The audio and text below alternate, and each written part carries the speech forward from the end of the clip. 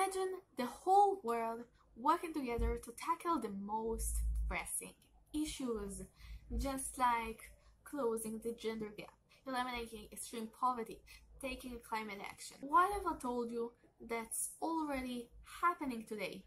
And the news just haven't really talked about it. But you can be the ones who will know, so stay with me. In the year of 2000, the UN announced 8 global goals, which are called the MDGs, the Millennial Development Goals, which include goals as decrease child mortality, combat HIV and malaria, take down the extreme poverty by half and more. A lot have been achieved. For example, the extreme poverty has actually dropped down by 50%. There's a lot of work to be done. Like, the goal for 2030 is to eradicate it completely. In the year of 2015, when the MDGs reached their deadlines, the UN announced new goals called the SDGs, the Sustainable Development Goals, which includes 17 goals for development, which are stuff as clean energy, financial growth, peace and justice, and more. So in India, schools that are funded by the government, but from a certain age the government doesn't fund school uniforms and you can't go to school if you don't have a uniform, which brings to a massive dropout rate. So they were really shocked to know about it because they saw that every child deserved primary education. So they found out Nalu, which is a clothing company in which for every 4 clothes you buy, they donate a school uniform. And they've already donated 6,800 of school uniforms, and they want to reach 1 million by 2025.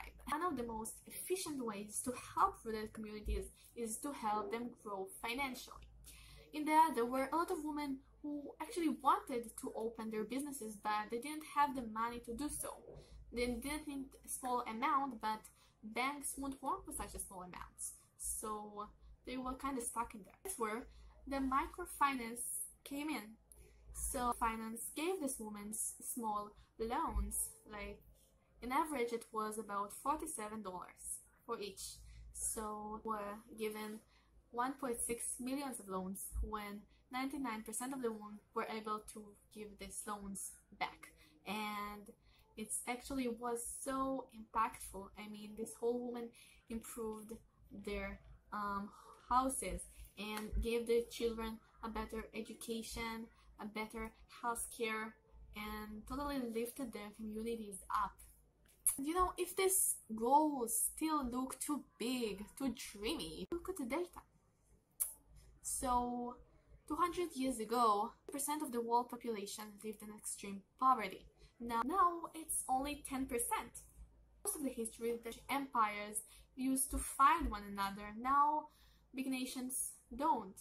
For the 17th century, only 15% of the population could read and write, and now we are at about 90% and we're about to reach 100. So I find it so amazing that we can be the generation that will eradicate extreme poverty. And if you're excited, as I am, so go ahead and learn more about how you can be a part of it.